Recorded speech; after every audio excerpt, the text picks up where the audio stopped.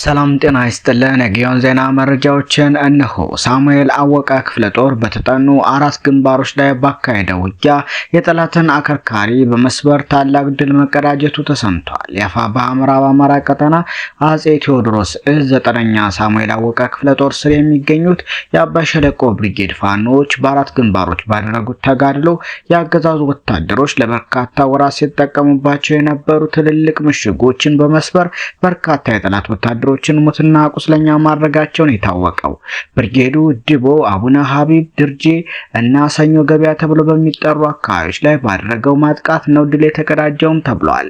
አባይ ሸለቆ ብርጌድ ንጋት በሌሊት ጀምሮ ጠላትን ከበባ በማድረግ በአራት አቅጣጫ ማለትም በሰኞ ገበያ፣ በአቡነ አይብን፣ በደቦና በደርጅ በኩል ከጠላት ምሽግ ላይ በመግባት አረመኔውን የአብይ አህመድ ቅጥረኛ ሰራዊት ሲረፈርፉት አርፍደዋል። አረዛ ጎንቻ ብርጌድ ሁሉም ሻለቃዎች ግንቦት ላይ ጥቃት በመክፈትና እነ ጎዴ በተባለው ቀበሌ ተንቀሳቅሶ የነበረውን ጠላት እግር በእግር እየተከተሉ ወደ ምሽጉ በሩጫ ነፍስ አውጭኝ ብሎ እንዲመለስም አድርገውታል። ሶማ ብርጌድ ጃን ያለው ሻለቃ ቋሚ ጨርቅ ከተባለ ቦታ ተጨማሪ ጠላት ጋር ደፈጣ በመጣል የኃይል ማዛበት ስራም ሰርተዋል። ከ11 በላይ ጠላት በመደምሰስ ቀሪውን ቁስለኛ በማድረግ ምሽጎችን መቆጣጠር ያስቻለ አውደ ውጊያ ተደርጓልም ነው የተባለው። በሌላ ዜና ራስ ቢትወደድ መንገሻ ሀቲከም 5ኛ ክፍለ ጦር የቡሬ ዳሞት ብርጌድ የቁጭ ከተማና ሚኒሻ የአብይ ወንበር አስጠባቂ ኃይል ሙትና ቁስለኛ አድርገውታል። በውጊያውም ከ8 በላይ ጠላት መደምሰስ ሲቻል ከ10 በላይ ማቁሰል ተችሏል ሲል የአፋብኃ ቴዎድሮስ ህዝብ ግንኙነት ገልጿል። ይህ በእንዲህ እንዳለ የአፋብኃ ሰሜን አማራ ቀጠና በላይ ዘለቀ ሜጀር ጀነራል ባንታ ባተ 1ኛ ኮር የጉና ክፍለ ጦር አካል የሆነችው አንድ አቤት ብርጌድ በዛሬው ዕለት መስከረም 7 2018 ዓ.ም በወረዳው ስር ወደምትገኘው ጃራ ገዶ ከተማ ሲንቀሳቀስ የነበረውን የጠላት ኃይል በሶስት አቅጣጫ በመክበብ ከፍተኛ የሆነ ምት ሲያደርሱበት ውለዋል። ከበባው ውስጥ እንደገባና እንደማይወጣ ያወቀው ሞራሉ የላሸቀው የስርዓቱ ሎሌም ከስቲ 7 መኪና ተጨማሪ ሰራዊት በማንቀሳቀስ ቁስለኛውንና የለመደውን የአስከሬን ምርቱን ተሸክሞ በመጣበት እንዲመለስ ሆኗል። በዚህ ከፍተኛ የሆነ ሰብአዊና ቁሳዊ ኪሳራ ደርሶበት ተመልሷል። በሌላ በኩል ዛሬ መስከረም 7 2018 ዓ.ም የሜጀር ጀነራል ባንታ ባተ 1ኛ ኮርን ለማፈን ከልጫ ወደ ግንዳ ጠመም ተነስቶ ወደ ሳና ያቀናው ቁጥሩ ግዙፍ ስነ ልቦናው የተጎዳ መከላከያ በጀግናው ሜጀር ጀነራል ባንታ ባተ ተወርዋሪ ክፍለ ጦር አናብስቶች ከሌሊቱ 9 ሰዓት ላይ ቴሎ ተብሎ በሚጠራው ቦታ ላይ ደፈጣ በመጣል አይቀጡ ቅጣትና ግርፍ አሳርፈውበታል።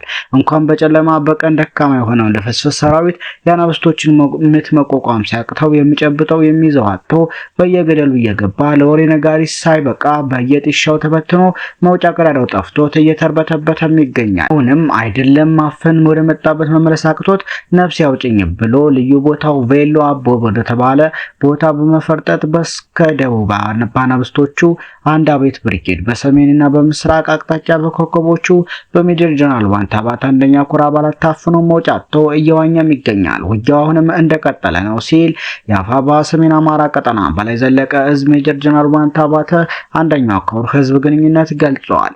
በሌላ የድል ዜና የልጅ ኢያሱ ኮር አህዶች በጥምረት አምባሰል ወረዳ ላይ ከአንድ ሻምበል በላይ የጠላት ኃይል በመደምሰስና በርካታ ቁጥር ያለው ኃይልም ቀለልና ከባድ ቁስለኛ በማድረግ ታላቅ ድል ተጎናጽፈዋል። አፋብኃ ምስራቅ አማራ ቀጠና ምኒልክ ዕዝ በልጅ ኢያሱ ኮር ስር ያሉ ከራምቦ ከቤተ አማራና ከራሳሊ ክፍለ ጦሮች የተውጣጡ የልጅ ኢያሱ ልጆች መስከረም 6 2018 ዓ.ም ባደረጉት ጠንካራ ተጋድሎ በአምባሰል ወረዳ ልዩ ስሙ አበታቦ ተብሎ በሚጠራ ስፍራ በተደረገው ከፍተኛ ውጊያ ልዩ ተወርዋሪ ተብላ የምትጠራው 47ኛ ክፍለ ጦርን አይቀጡ ቅጣት በመቅጣት ሳይውል ሳያድር በለስ የቀናው በመጣ እግሩ ተመልሶ ወደ ጉሬው እንዲገባ ሲደረግ አንድ ከፍተኛ አመራርን ጨምሮ ከ60 በላይ ሙትና ቁስለኛም አድርገዋል። በዚህ እልህ አስጨራሽ ውጊያ የደረሰው አደጋ እንዲቀብሩ ተገደው የነበሩ አካባቢ ነዋሪዎች እንደገለጹት ጉዳቱ ከላይ በተጠቀሰው ቁጥር እንደሚያሻቅብም ተነግሯል።